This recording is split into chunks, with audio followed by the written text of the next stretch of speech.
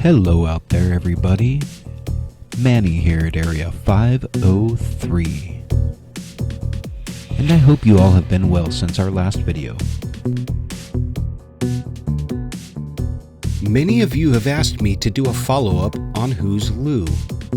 Well, since you asked, here it is. Who's Lou exposed Lou Elizondo, Tom DeLonge, Jim Semivan, and Hal Puthoff in what I call the ttsa techno scam. But the project left a few unanswered questions, like who is behind this group, what was the objective, and who else is involved.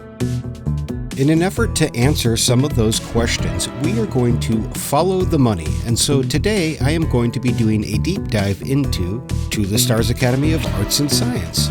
But first, in order to truly understand what is going on over at ttsa, you have to understand the company's frontman, Tom DeLonge. And in order to do that, I felt that a little backstory was in order. So let's take a little stroll down memory lane. Let's go back to 1999. A Senate panel describes Y2K, the year 2000 computer bug, as a worldwide crisis and one of the most serious and potentially devastating events this nation has ever encountered. 1999. The Y2K bug was the world's biggest fear. Cell phones were not very smart, and a band named Blink-182 debuted an album with a song on it titled Aliens Exist, and thus Tom DeLonge was introduced to the world. Tom DeLonge, singer and songwriter for the punk rock band Blink-182. However, young DeLonge had gotten a reputation as not only a punk rock musician, but also as a bit of a UFO buff. And it seems that as long as 20 years ago, Tom had aerospace and intelligence connections, and he seemed eager to be a UFO insider himself. Listen to this short interview and tell me if any parts of this story sound familiar to you.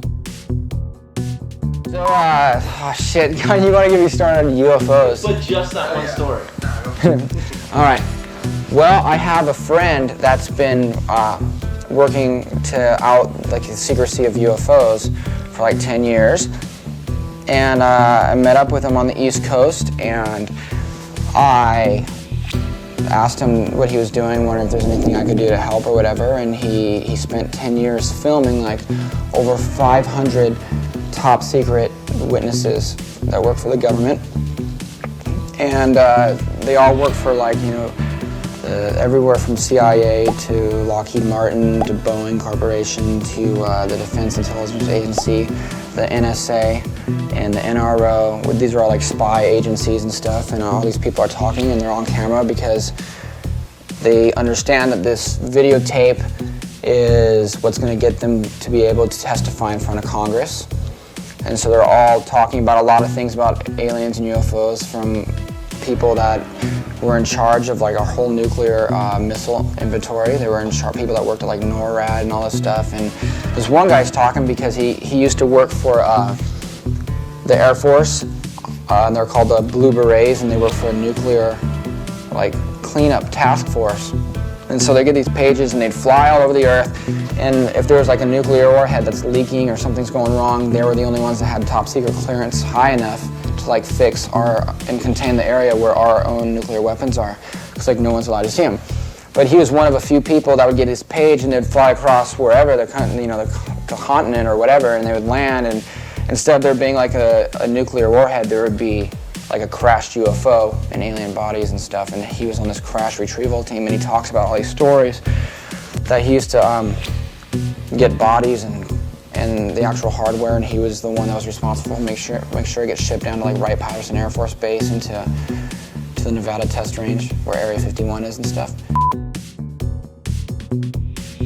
Well, gee, Tom, we have all read those books and heard those stories as well. Aliens at Area 51, aliens at Wright-Patterson, UFOs at Roswell, New Schwabenland, Admiral Byrd. I mean, there is truly nothing new here. But it is interesting to me to hear DeLonge tell a story about a guy who led a life that Tom DeLonge would now find himself living. A bit of irony, or perhaps something more. Keep this little tidbit in mind for later and we will move along. But surely, Tom DeLonge cannot believe every alien rumor or UFO book that he has read as a fact, right? Let's find out. And he talks of another time where he was in the Pentagon. This is the story you want to hear. Where he's at the Pentagon and his boss comes into him and takes him into a certain area where they go down these stairs to an elevator. Go down the elevator about, he said probably like 6 or 7 stories underneath the Pentagon. They got out and they walked down this big long white tunnel, and they walk down that. They get in this little car, and the car goes, he didn't say, he said it went like really fast for like 20 minutes underground. They get out and they walk through another white tunnel, and his boss looked at him and said something. He said something like, "Things aren't always like as they seem," or something. It sounds like a movie, but this guy's like testifying on camera, and pushes him through these 2 double doors. And at that time, he's going, "Why is this guy fucking around?" It's actually kind of probably, it's making me mad. That's what I think he was thinking. But he fell this time after he kind of pushed him, and he got up, and then he saw like this desk, and he saw 2 military officers, and right in the middle on this desk was this little short human being looking type of thing with bigger black eyes. And he said instantly every like little bit of emotion, fear, pain, like happiness, everything came out at the exact same time. And I don't know, and then he woke up in his boss's office, and his boss was trying to make him say that it never happened. But fuck, I should take you in another room and show you my little collection of UFO books and videos. The testimonies of all the people on these tapes here. And all the people on those tapes comprise there's 136 hours of interviews of people testifying about their jobs that dealt with aliens in the military. My rad books on secret architecture of our nation's capital. The whole thing's set up, it's all creepy. It's weird. I have the JFK assassination book. The CIA and the mob killed one of the best presidents of all time. I have it in this book. It's crazy. Can you believe it? I know so. How do you Evidence is there, dude.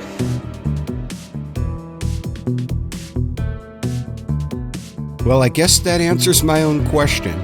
On the topic of UFOs and alien life, it sure seems that Tom DeLonge will believe just about anything that is put into print or that a witness says, and he'll call it proof. And I mean, who can really blame the guy? I mean, I like a good story myself, but I demand a little bit more evidence to back up the story. And the more incredible the story is, the more proof that I demand. But hey, that's just me. But the point that I would like to make you all aware of is that Tom DeLonge has made it no secret that he believes every UFO and alien rumor that has ever been published in a book or put into a UFO video. And why is that important? Because if anybody out there was a clever strategist and wanted to manipulate DeLonge, all they would have to do is say that they were from a top secret government UFO office and that Mr. DeLonge was right about everything that he had put into his book, Secret Machines. And then Tom would do anything that they asked of him. Keep these points in mind and let's skip ahead to early 2017.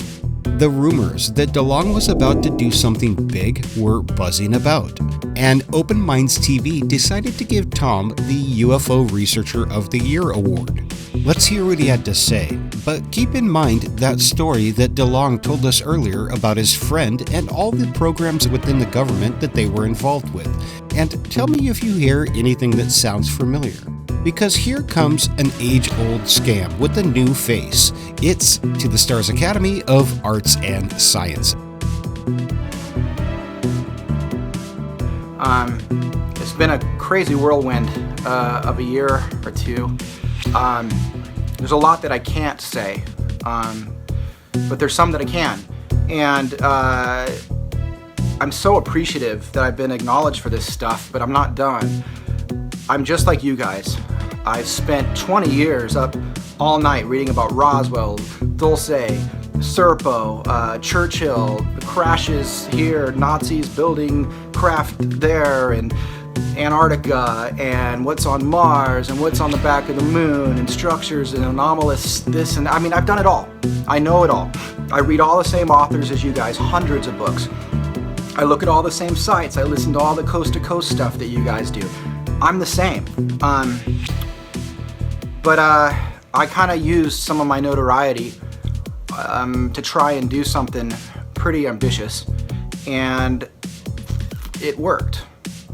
I came out and told you guys about a book I was writing called Secret Machines, and I said a bunch of stuff that I was working with some people. Well, I think a lot of people doubted it, and they thought it was crazy that this musician would have this kind of access. And then the WikiLeaks thing happened, and I think you guys saw that I'm into some serious shit, and I'm making really good progress. I can't tell you what I'm about to announce. If you look at my social media, at least on my Instagram, you'll see that I said there's going to be an announcement in like within the next 60-ish days. I want you all to know in the UFO community that, you know, whoever's passionate about this kind of paradigm-shifting subject matter, I need you all to look really, really closely at that announcement, and I need you to be a part of it, because what that announcement is about is so much more than it will look like on the surface, and I need you guys to come along for the ride. You have to be a part of it, and you'll see what that means when the announcement comes out. But I want you, as an educated group of people, to read between the lines and look at the history of what I've been doing over the past couple years and get a sense for what the hell I'm getting ready to do. If you guys come along for the ride, it's going to be pretty fantastic. I'll leave you with one thing.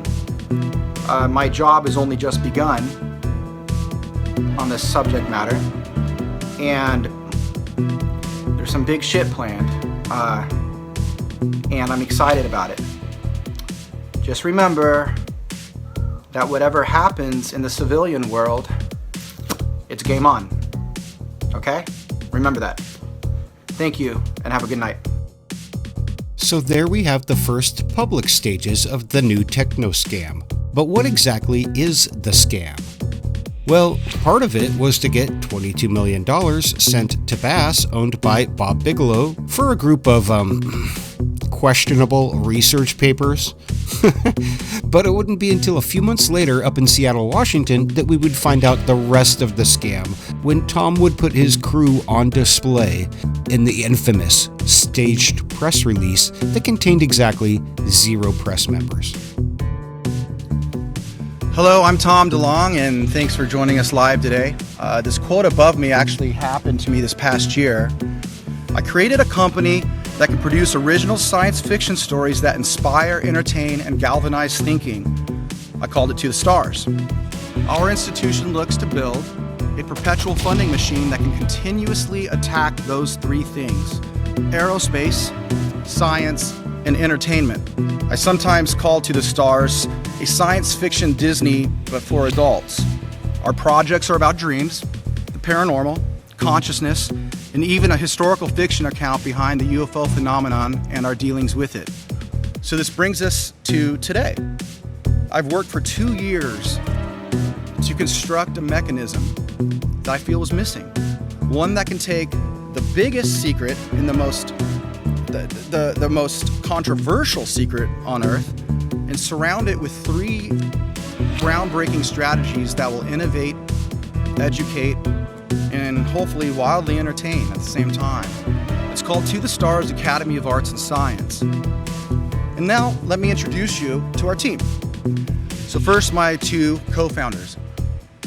Jim Simivan, a career spy, former senior intelligence service in the CIA's Directorate of Operations.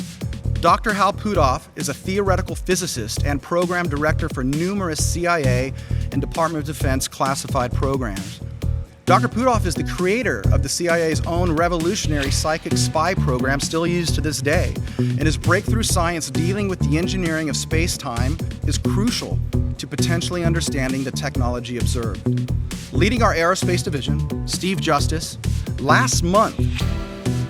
Literally last month, Steve finished his career as Director of Advanced Systems at Lockheed Martin Skunk Works. Lou Elizondo literally finished his career at the Department of Defense days ago, and now he is on the stage with us. Chris Mellon has a long career at the DoD as Deputy Assistant Secretary of Defense for Intelligence and Minority Staff Director of the Senate Intelligence Committee. And he turned out to be an incredible strategist, our main conduit to Washington, D.C., and a very cherished friend. Aha, well that explains a lot. I bet that you all were like me and wondering how it was that Tom DeLonge got hooked up with all these government intelligence people. Well, now it seems that we know. At some point, Christopher Mellon, who in DeLonge's own words is an incredible strategist, must have heard about the punk rock singer through the WikiLeaks Podesta email dump, investigated DeLonge, and then found out that Tom will believe just about any old story that you feed him about a UFO or an alien video, and as such would be an easy mark to manipulate. And the mob killed one of the best presidents of all time. I have it in this book. It's crazy. Can you believe it? I know so. How do you Evidence is there, dude. All they had to do was offer DeLonge a little bit of UFO insider information and the promise of money, and DeLonge was in like flint. Well, that explains why DeLonge went along with the plan, because it seems that he's always wanted to be that UFO insider and to be one of the cool kids, and everybody knew it. Okay, so now that we understand Tom DeLonge's UFO background and his involvement with TTSA, let's talk a little bit more about the TTSA techno scam. Prior to offering stock to the public, Tom DeLonge made a huge promise to the world, and it was all based on fiction. Listen to this. A plan to engineer the technology observed. This is why I am here. This is why they are here. We're going to bring it to the world. And we're going to show you today how we aim to achieve this. We have a plan to bring the unimaginable, the stuff of dreams, to the world. The architects of the underworld, it's all about the monuments and pyramids on Mars and the mathematical, geometrical shapes and see there's all these pyramids and stuff on Mars, and they make all these weird like angles and stuff, but those angles are the key to tetrahedral physics. And once you understand the science of that, that's the secret to space travel and time travel. To the Stars Academy of Arts and Science aims to communicate historic events and forward-thinking ideas through motion picture, and include you on ongoing scientific discovery, and build an exotic craft with an energy source that can revolutionize the world.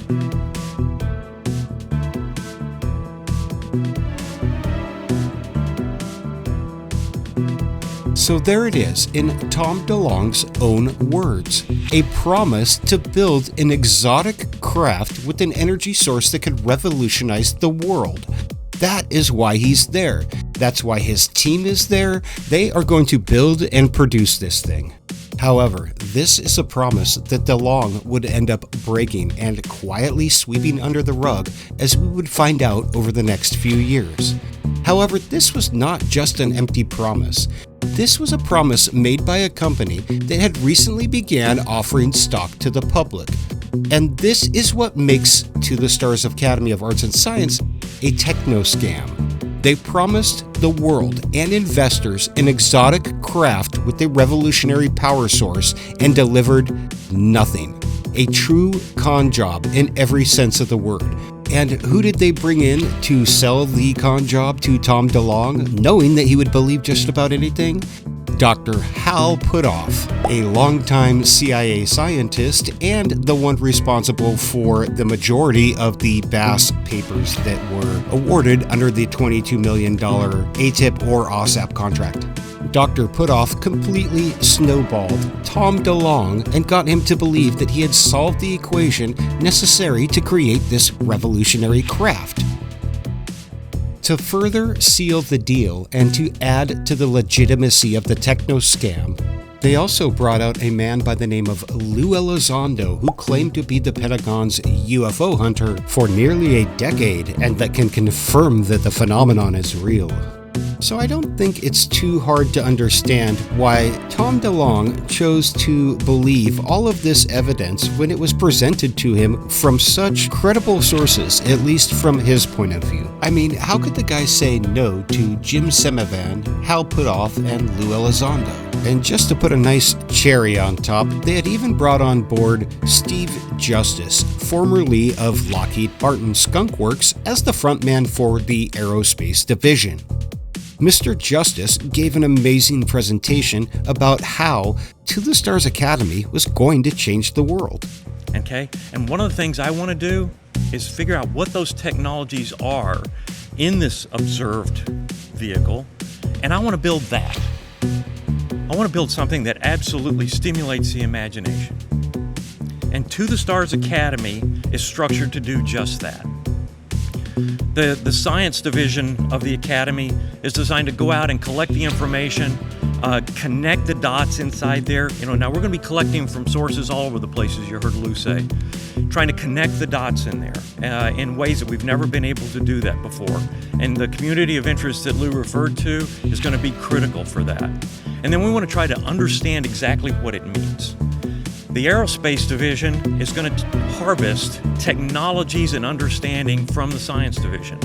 Try to go through and demonstrate the technologies, build prototypes, and even production systems that can change life as we know it. So an example of what we may be able to do, the application of this. Today there's a generation of people that are not buying cars. They're using on-demand point-to-point transportation within cities. Why have a car? Imagine if that was international.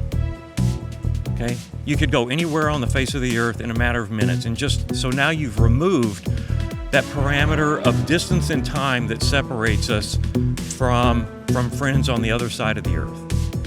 Putting it in a context, if we had this technology today, imagine how quickly we could get supplies where they're needed for natural disasters, delivering directly to neighborhoods as opposed to having to send them on ships and trucks through this chain of this supply chain to get it to the points where it's actually needed. If you don't think a technology like this can change the future, I want you to imagine this. 15 years ago, well, you don't have to imagine it. 15 years ago, you didn't even know you needed a smartphone, and now you can't live without it. The technology that we're talking about is going to enable a future that is difficult, if not impossible, to comprehend today. We're setting the stage. To the Stars Academy is setting the stage for this future, okay? There's going to be a bunch of people that are going to give us all the reasons something cannot be done. We're going to be told this can't be done. We're going to have to expect to hit obstacles, both real as well as created, but we believe in this quest, absolutely. And we must make sure that we're not distracted by those that are living within invisible boundaries. Thank you so much for your time. I hope you join us on this journey. They believe in this quest. Yeah, they believe in it so much that in 2021, Steve Justice himself would quietly jump ship and join Virgin Galactic. Around the same time, Dr. Hal Puthoff was asked to resign as the vice president of the Science Division. This caused the Aerospace Division to be closed completely, and the Science Division was scaled back to a minimum. This left only the Entertainment Division of TTSA remaining fully operational. And all of this happened right after the company allowed its stock offering to expire after 2 years. Convenient. It's almost like the Science and Aerospace divisions existed solely to bait investors into buying stocks, and when they were no longer needed, were discarded. Wow. And that, my friends, is a techno scam. Plain and simple. TTSA promised investors that they would get rich if they bought TTSA stock because they planned to create an exotic craft with a power source that would revolutionize the world.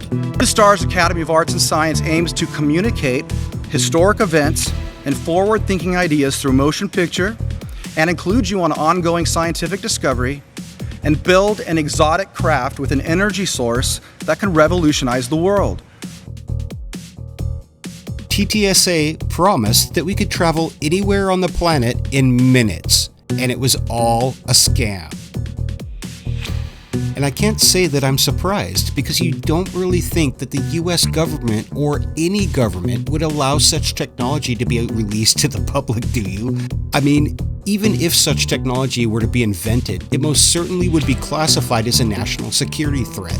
I say this because if you can transport a person anywhere on the globe in minutes, you most certainly could do the same thing to a weapon. And I disbelieve that any government would allow the release of technology that could transport a weapon anywhere in the world in minutes, right? That makes sense, doesn't it? Well, that didn't stop the TTSA from trying anyways, so they offered us a ship that could traverse air and water by engineering the metrics of space-time. And instead, they gave us an entertainment business, and one that is not doing too well financially, as we are going to find out in the next part of the dive, in which we follow the money to see where it leads. But I have to say, I can feel the pain of the investors in this company, because it must really suck to think that you're going to be getting rich if you invest in this stock, only to have the company turn into a piggy bank for Tom DeLonge, which is precisely what the company has become, as I'm going to show you. But before we get into all that, I want to point out a few more things here. First, I called TTSA a new face on an old scam. And that is because I believe that this is just an extension of the scam that was run on ATIP and OSAP that got them 22 million taxpayer dollars for some junk science voodoo magic reports from Bob Bigelow's Bass that were written by Dr. Hal Puthoff. I have a theory that this scam has been going on for quite some time, and that To the Stars Academy is just the new version. However, it's always seemed to me that there were more players involved, and one of them seems to be this man, Dr. Christopher Kit Green. Kit Green is another CIA scientist, but he is also a longtime associate of Dr. Hal Puthoff and Robert Bigelow. Dr. Green has recently been in the news when he surfaced to spread a UFO threat narrative where he is alleging that UFOs have caused damage to witnesses and even killed them. So here is the source of the recent mainstream interest, once again, in the same sort of UFO threat narrative that Lou Elizondo and Jeremy Corbell attempted to spin last year. It's that same old song and dance. And so, in my opinion, the two doctors Green and Puthoff have been running some form of this scam for a very long time. We'll move along for now, but I felt it was worth mentioning to everyone the link that Dr. Green has to Hal Puthoff and Bob Bigelow. And the second thing that I want to point out is that once again, the mainstream media is running the story that these intelligence people are giving them. And while I have to admit that the Sun is not the most reputable of newspapers, the Washington Post and the New York Times are reputable newspapers, and they ran the FLIR and gimbal footage, giving it credibility to begin with. I have always wondered how these big news agencies were able to confirm the authenticity of those two pieces of footage, when it seems that they are dubious at best. And I think I'm going to be doing a much larger deep dive into the origins of those videos here in the near future as well. But for now, let's move on to the TTSA and we'll follow the money to see exactly how much money they made and what they did with it, and why I call the company Tom DeLonge's piggy bank. I have spent the last several weeks digging into the public SEC filings made by To the Stars Academy, and I'm going to show you what I've found, so let's get to it. First, I need to explain the context of this examination. We are going to be looking at only 2 years of the company's business, from October 2017 up until October 2019. And I chose this time period because this is the time period that TTSA was offering stocks to the public, so we could get a good gauge of how they're operating while they're offering stocks to the public and asking the public to invest in the company. And so to begin with, we'll be looking at just those 2 years of time. Then at the end, we'll look at some of the more recent numbers.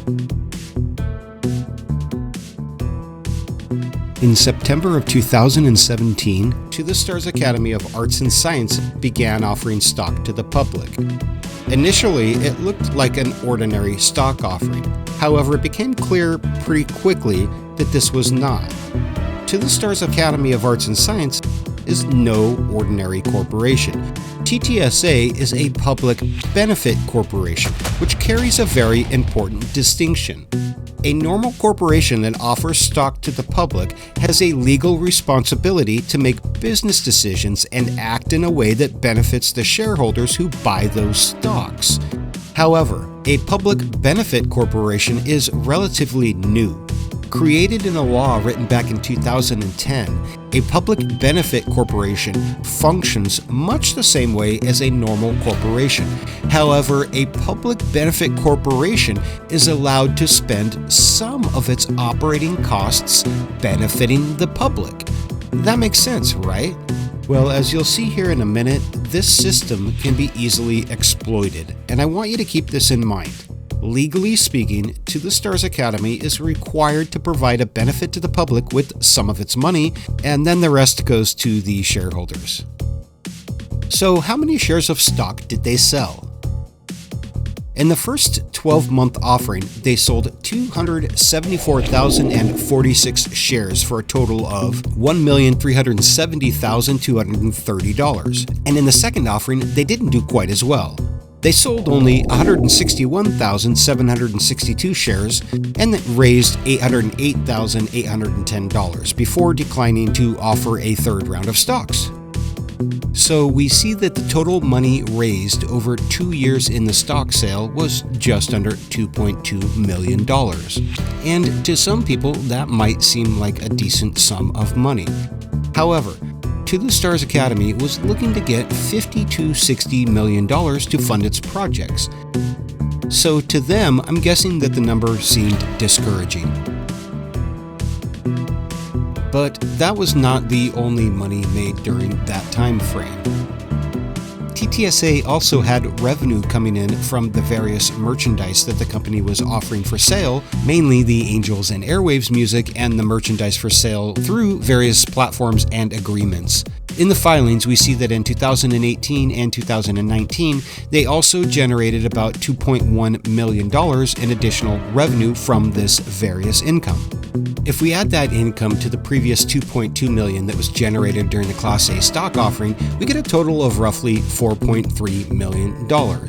That is the total amount of income that TTSA received during the 2-year period in question, from October 2017 to October 2019. So how did they spend all that money? Well, before we get into that, I want to point out something here. TTSA initially wanted to get close to $60 million in stock sales to work with, but they ended up getting about $2.2 million. However, they actually spent money as if they had gotten the full $60 million. So even though TTSA did not get all the money that they wanted, in a way, we get a sort of glimpse into what would have happened if they had. Because the company has acquired a deficit of $56 million, some of which is real operating costs, and the rest was given away to employees in the stock benefit program. Keeping that in mind, it turns out that they spent most of the real money on operating costs. But what are those operating costs? Well, we of course find that TTSA has normal operating costs that all businesses have, such as rent, utilities, marketing, web hosting, production costs for merchandise such as t-shirts, box set albums, books, posters, etc.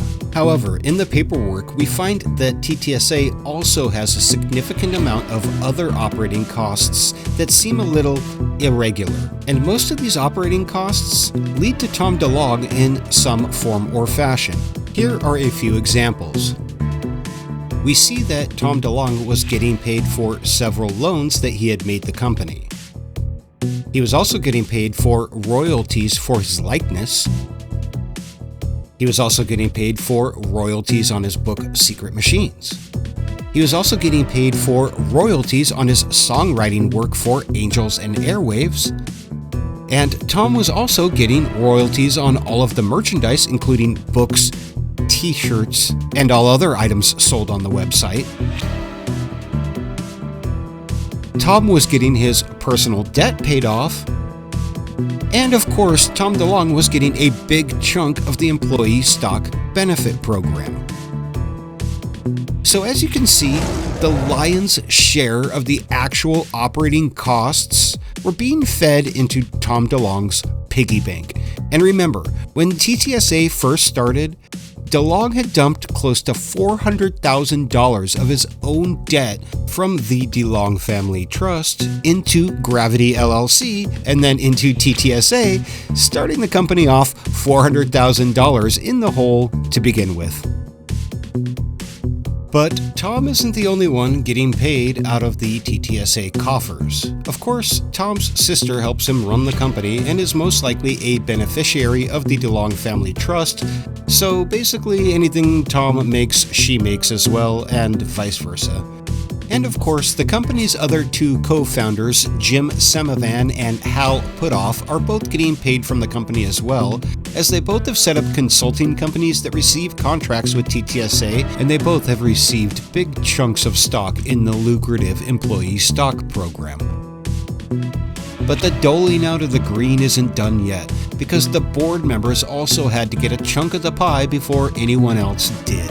And so everyone on the board was issued a bunch of stocks as well. Who's on the board, you might ask? Well, it's none other than Tom DeLonge, Jim Semivan, Hal Putoff, Louis Tomasino, Steve Justice, Carrie DeLonge, and Lisa Clifford, who's the secretary. We also see that the directors are Tom DeLonge, Jim Semivan, Hal Putoff, and J. Christopher Miser.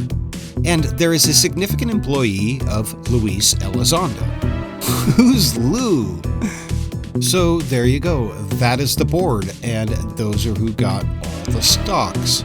In fact, as of February 2020, Gravity Holdings LLC, which is owned by the DeLonge Family Trust, held just over 9.4 million shares. Jim Sev 1 Incorporated, which is Jim Semivan's company, owned 786,000 shares. Hal Putoff had close to 400,000 shares. Carrie DeLonge had options on 785,000 shares. And Steve Justice also had options on close to 400,000 shares.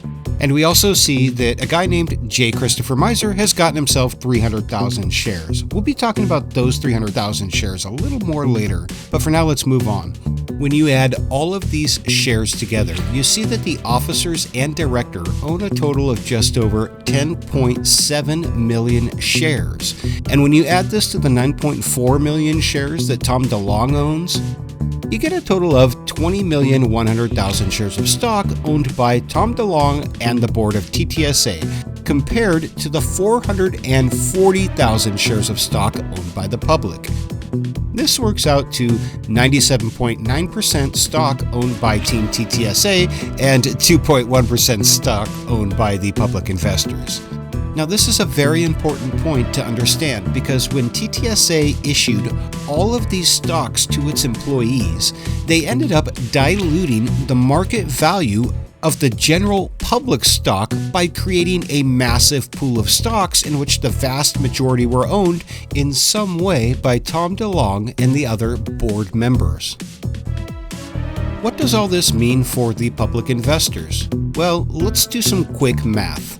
Let's assume that TTSA posted $1 million in profit and shared all of that profit with its investors. The board and DeLonge would get $979,000, and the public would get $21,000 divided by their 440,000 shares, or roughly a nickel worth of profit per share. That's right, Joe Public. Out of $1 million, your cut would be 5 cents per share. But that is only if the company actually makes a profit. Because remember earlier how I said that TTSA was a public benefit corporation? Well, it turns out that they can justify just about anything as a public benefit. For example, funding a band that might be losing money, like Angels and Airwaves, is a public benefit. Getting paid to appear on the History Channel's Unidentified series is also a public benefit. And so it just seems like TTSA gets to kind of pick and choose what is a legitimate operating cost, like paying Tom DeLonge to write songs, or paying Hal Putoff to study some junk science, or paying Jim Semivan to consult for the business, or paying Chris Miser's Vivaris Capital to also consult, or paying off Tom DeLonge's personal debt, or giving its employees millions of dollars in stock, or God, all of these things, I guess, are considered public benefits, so they can be considered legitimate operating expenses. At least, that's what it seems like's going on over at TTSA. Now, I have no idea if all of this is legal or not, but it sure seems shady to me, and it explains why the company has been labeled as unviable, because they seem to be acquiring a deficit at an astronomical rate while doing relatively very little actual profit-generating business, which simply means that they're burning through money faster than they're making it and causing debt. And most of that debt is coming from stocks that they're giving to themselves, such as Tom DeLonge, who has gotten the lion's share in one form or another, and the rest to the newcomer like Christopher Miser, who got 300,000 common stocks for the sum of $300. And just to put that into perspective, remember that the general public purchased a total of 440,000 shares for about $2.2 million, while TTSA gave a single employee 300,000 of the same stocks for $300. So when a company is making short-sighted financial decisions such as that, it's really not all that difficult to understand why people have classified the business as unviable, as I said before, and which is ultimately the reason that Tom DeLonge resigned from the board in 2021. But how big of a deficit did DeLonge manage to accrue before resigning as CEO? Well, as I said earlier, the accrued total deficit was $56 million. And what are they counting on to bail them out? Angel investors. That's right. TTSA is desperate, and they are willing to take money from anyone who is willing to part with it. They're looking for some vastly wealthy individual or for an investment firm to make a huge buy into the company. But I have to wonder, who would buy into this company? TTSA already promised us a flying car with the world-changing power source and failed. And remember, when TTSA first started, the company had $400,000 worth of Tom DeLonge's personal debt wrapped up into it, which was sold to the public. Now, TTSA has gotten $56 million in a deficit that DeLonge is trying to sell to his angel investors. And how is he going to get that money from those angel investors? He's probably going to promise them a flying car too, or a blockbuster movie, or a triple platinum album, or who knows. But what will he do with the money if he gets it from those investors? Well, he'll most likely pay it to himself and to the other employees to pay off that deficit. So who really wants to buy $56 million of Tom DeLonge's debt? Not me, and I'm guessing not you. Anyhow, on the topic of money, we see that in 2018, TTSA had about $900,000 in net sales with about $514,000 in costs, netting about $384,000. In 2019, they had $1.2 million in sales with $585,000 in costs for a net of $615,000. However, there was a small amount of money that came in from the US government as well. I found a $25,000 test program that TTSA had gotten under its cooperative research agreement held with the US government by way of the US Army.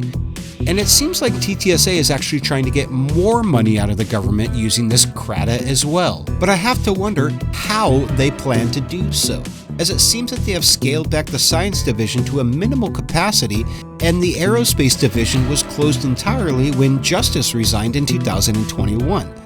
So if TTSA has no aerospace division and a minimal science division, what can they offer to the US Army? Songs about aliens?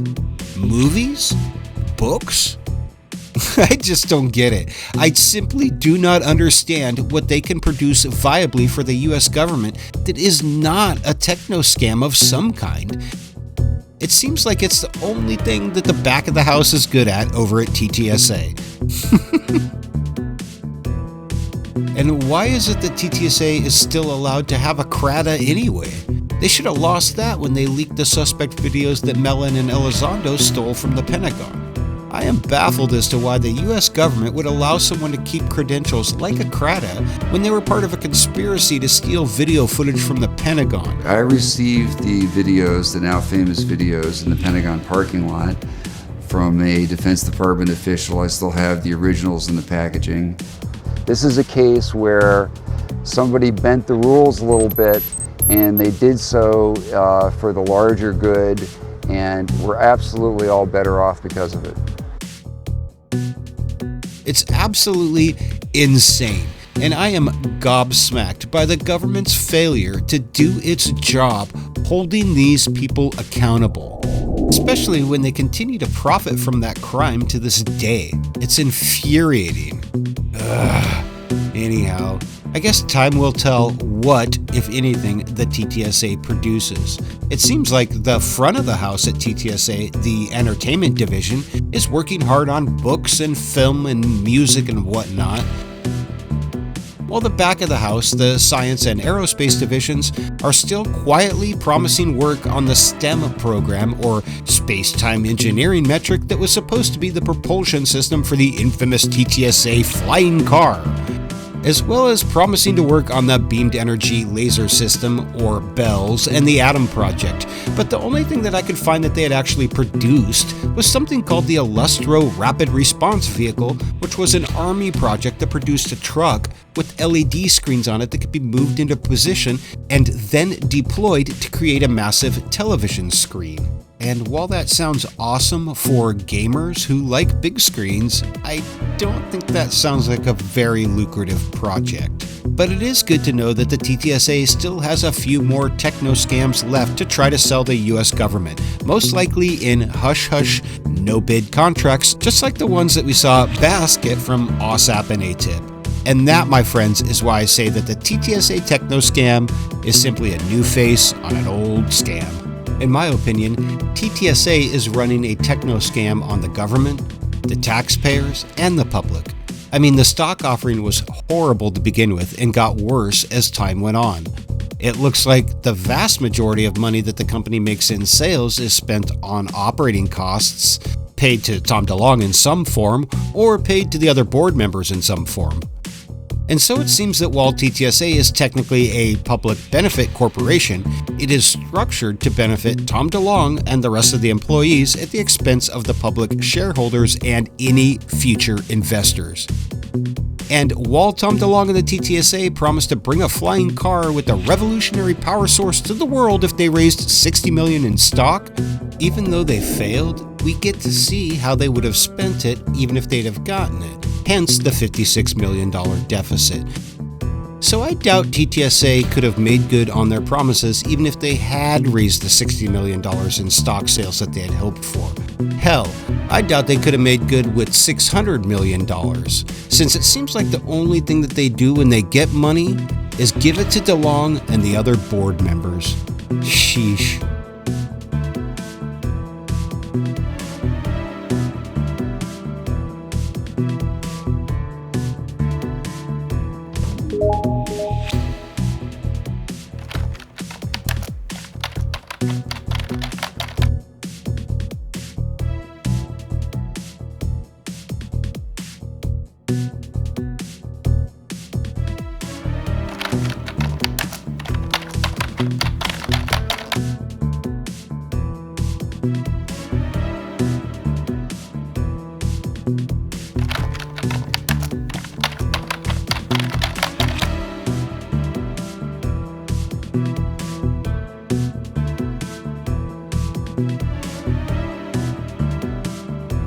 And so, now that I have shown you what I have found on the topic of To the Stars Academy of Arts and Sciences, and I've told you what I think, I want to ask, what do you think?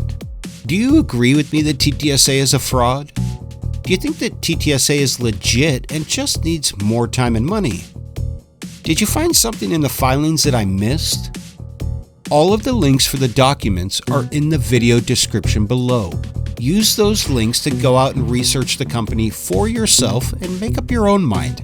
And when you do, come back here and tell me what you think. I'm curious to hear your thoughts on To the Stars Academy of Arts and Sciences, so let me know what you think in the comments section down below. Until next time, folks, take care.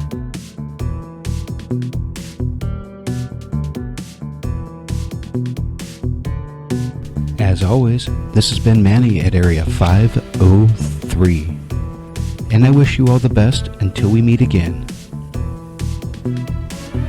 And I am out of here to continue my search for universal truth.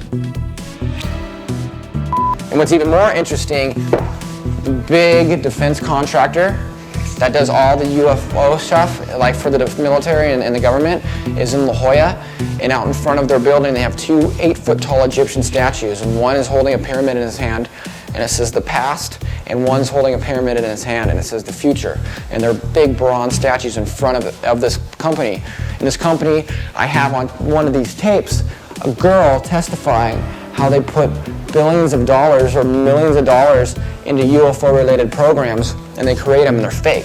So when they get audited by the General Accounting Office of the United States government, it just looks like all the money's going into fucking more helicopters, but it's really going into like UFO-related programs. And there's Egyptians in front of the building, dude holding pyramids and saying the past and the future.